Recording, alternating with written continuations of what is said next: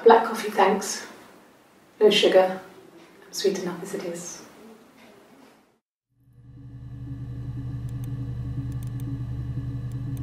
Yes. I got to Glasgow, I was exhausted, so I pulled over and slept in the car. I woke up because a rubbish truck went past. I got some petrol, bought a coffee and a pastry, tried calling someone from the payphone, and then headed back.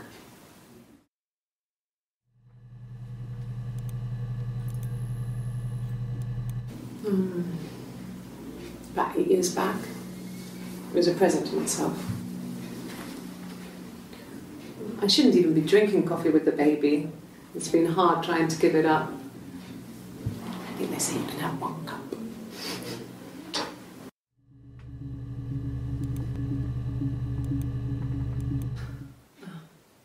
Coffee, I guess. Milk and sugar.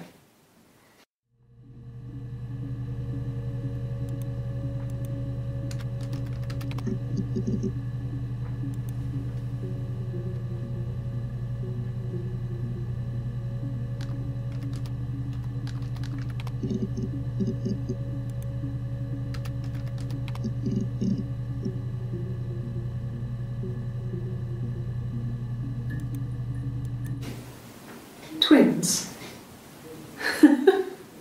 Really? Are you really asking me that question?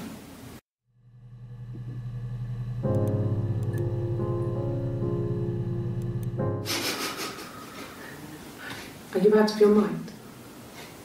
Twins?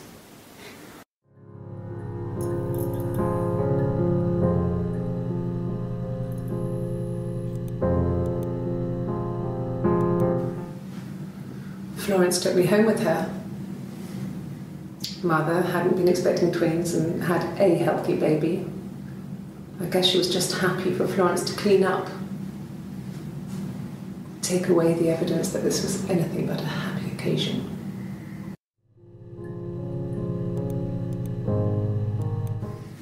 There were always princes and princesses. They were the special people, more important than the other characters in their stories. We knew we were like that. Twins. Magical. We were the princesses. We had a poster of Princess Diana from the newspaper up in our attic. Had a pride of place. And underneath we used to put all our special things. When her engagement was announced, we were obsessed with everything she did. And later, when her life went so bad, we felt for her. Her divorce last year just kind of drew a line under things.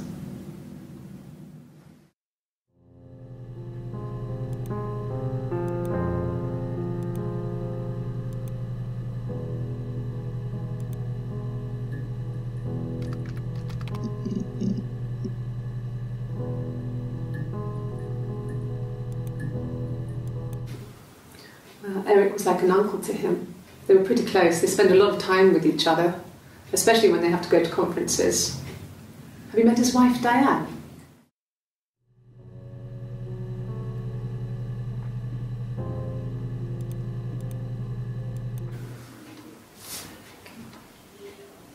Well,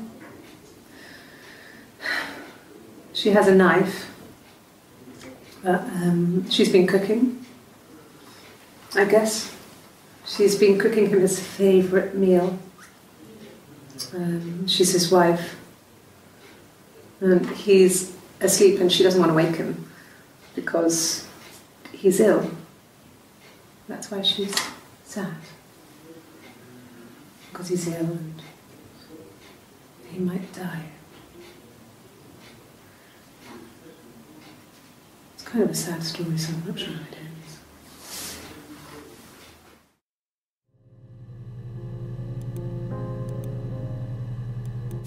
I mean, not really. He would go to the pub. He had his drinking buddies there, but no one ever really came back to the house. Sometimes Eric, his boss, and his wife would come over for dinner. That would be us returning the favour. Diana's a really good cook, into her trendy ingredients.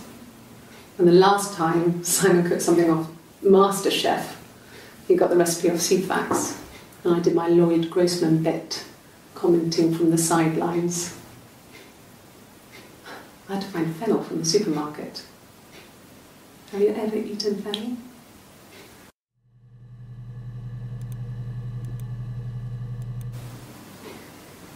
You're reaching here. Oh, I don't know why. No, I've never cheated on anyone. I've never taken anything from anyone. Simon is dead.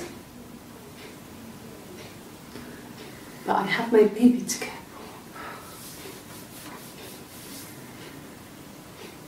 for. Why are you trying to make me sad? Why are you so obsessed with sex and affairs? You cheated on your wife. Is this your thing?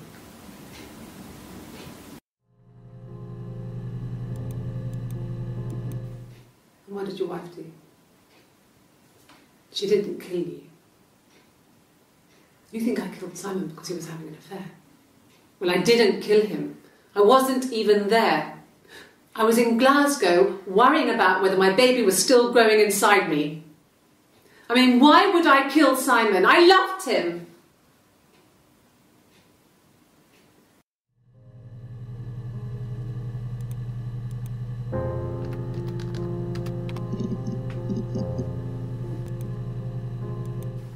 He was wearing a shirt, a blue turtleneck shirt and jeans. He has a watch. It's a really nice one. That was a gift from his boss, Eric. He had his coat, a long grey duffel coat, like Paddington Bear. He would have taken that with him. It's not in the house.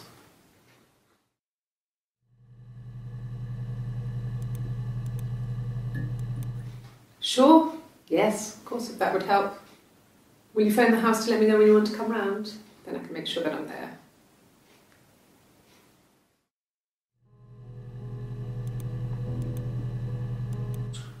He has a wallet, a huge, silly thing, leather, real leather, I think. He packs it full of stuff, business cards, receipts, lottery tickets. He always carries it in his back pocket. I think that's why he's got a bad back. You know. Offsets the discs. I haven't seen it, so he must have it on him. He always takes it out of his back pocket before, when he comes in, if he's in the house.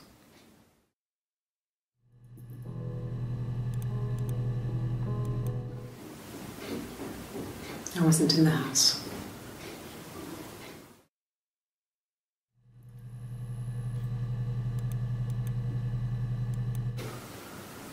I wasn't in the house all of Friday night. After the argument, after Simon left, I left too. I was upset and I wanted to get away. So I took the car.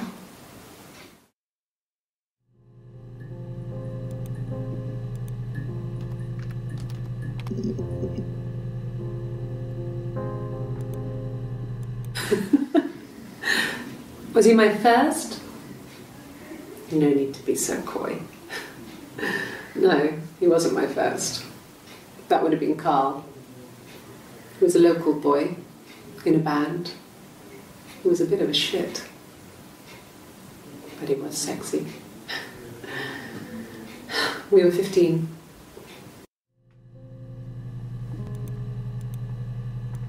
No, I was 15. Carl was older. 17, I think. I was really into him, regardless of how he actually behaved. Lots of drunken teenage sex. We did it in a church once. It's stupid. So he got tired of us and we split up after about 6 months. It was sad, but those early experiences, they help you realise who's really important to you, you know? family.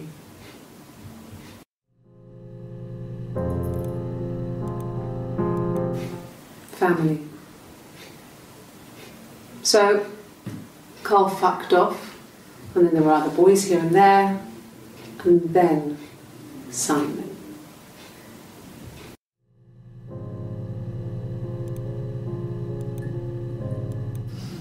Differences?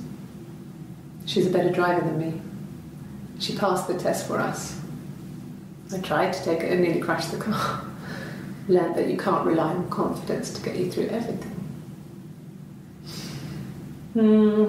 She is the shy one.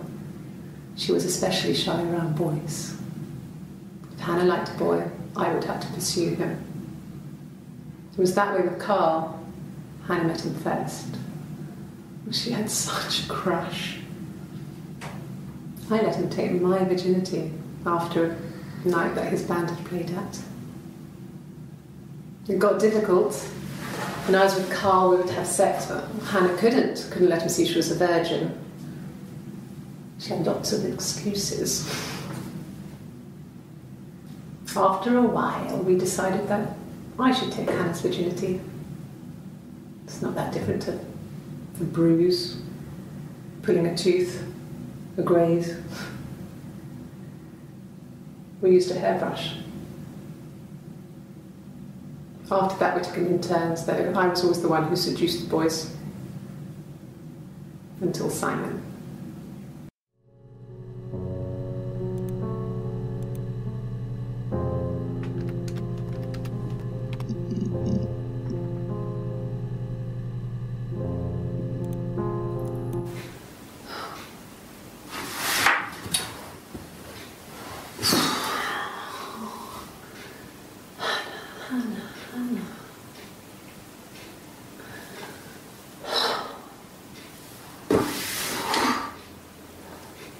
What are you doing talking about Eve?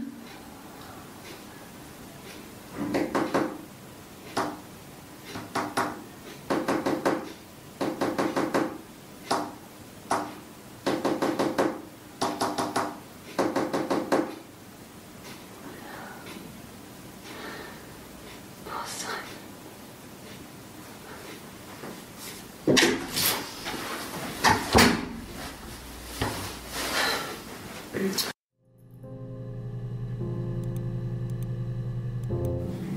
Yes, my name is Hannah Smith. Oh, shit. Sorry.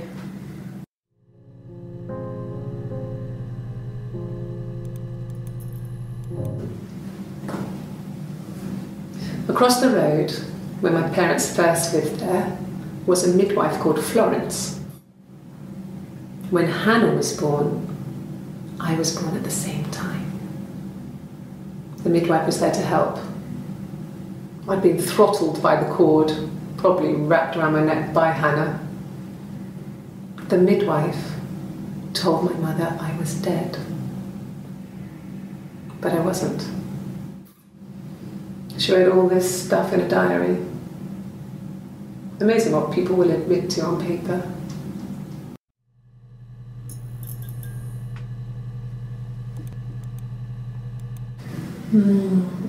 She recognised me from the window.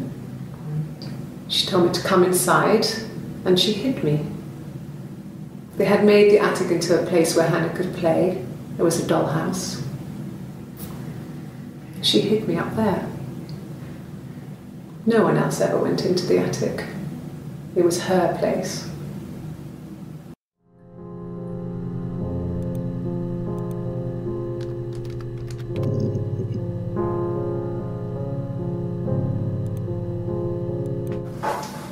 When beautiful people died, we always felt like it was a sign. You remember Princess Grace? Grace Kelly? She died in a car crash the year before we met Simon. We used a Ouija board to speak to her, and that gave us the power to find him. That's what we thought then. That people who died tragically leave some kind of magic behind. We used to share dreams. We used to wake up and write them down in our diaries immediately and compare them.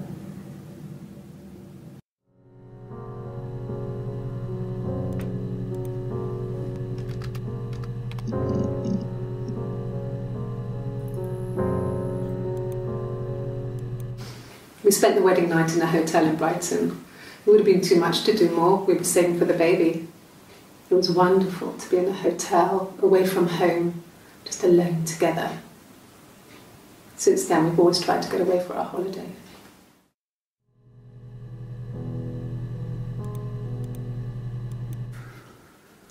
We couldn't afford our own place. Simon dropped out of school, went full-time at the Glaziers. That was Eric's generosity. We moved in with his mum and dad. They had a spare room for us and the baby, if it came. It was a nice change, time to myself, living there for those months, full of hope.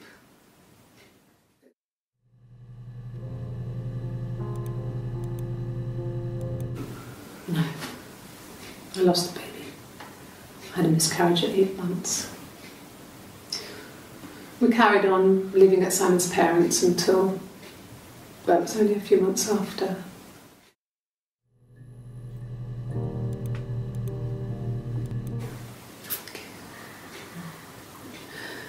It was after dinner. I'd spoken to Simon's parents on the phone. I looked up for an early night and I suddenly had this thought. I think it was something his mum had said. She'd been speaking about old stuff, sad stuff, about when we lived there, about the baby.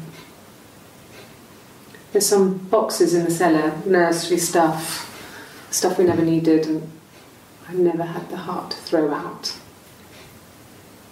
And I suddenly remembered that when I'd looked down there the week before, those boxes, that pile was in the wrong place. I went cold all over. I went down there with a torch and went straight to the back, and that's when I saw the bin bags. Pulled them open, saw the body. I screamed, and that's when I called the police.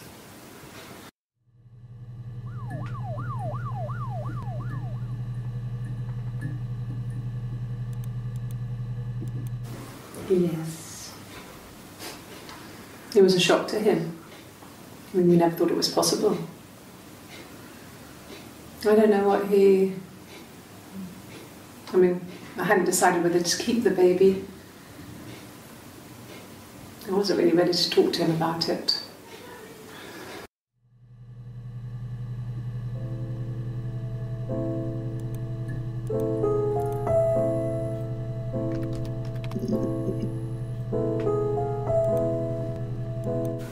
A wig? You mean... what type of wig?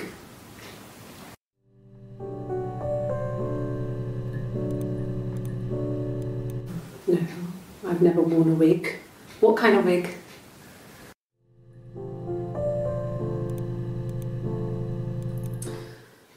This other person doesn't exist. I don't know what the blonde wig is, but it could be anything. Have you looked at the cat flap?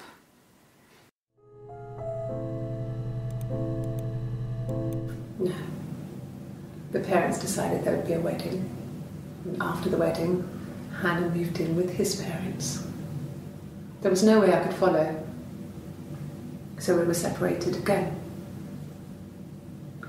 I stayed in the attic. It was hard.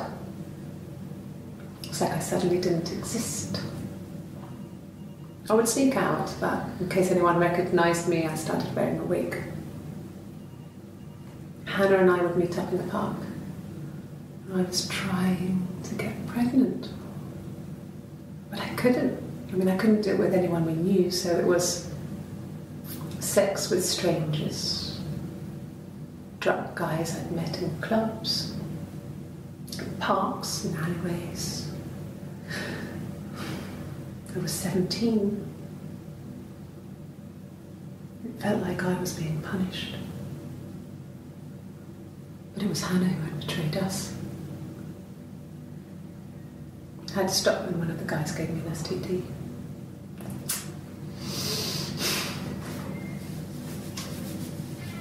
When we met up, it was disturbing. For the first time, my reflection, she didn't look like me. She was fatter, flushed. If anything, I was getting skinnier. I had a hard look sometimes. We talked about what to do. Was it time to become our own people? I mean, that seemed like the right thing to do, but neither of us wanted it. We agreed that her and Simon would get their own place as soon as possible, and then I could move in.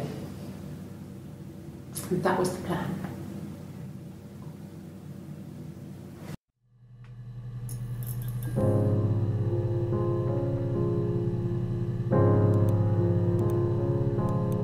This was about 9. I went round and she was waiting for me. She was furious and so angry, the kind of anger you can only have towards yourself. We screamed at each other, argued, cried, we fought. I hit her back, left a bruise. I had my wig on from performing and she tore it off. Eventually we grew tired of fighting and I left.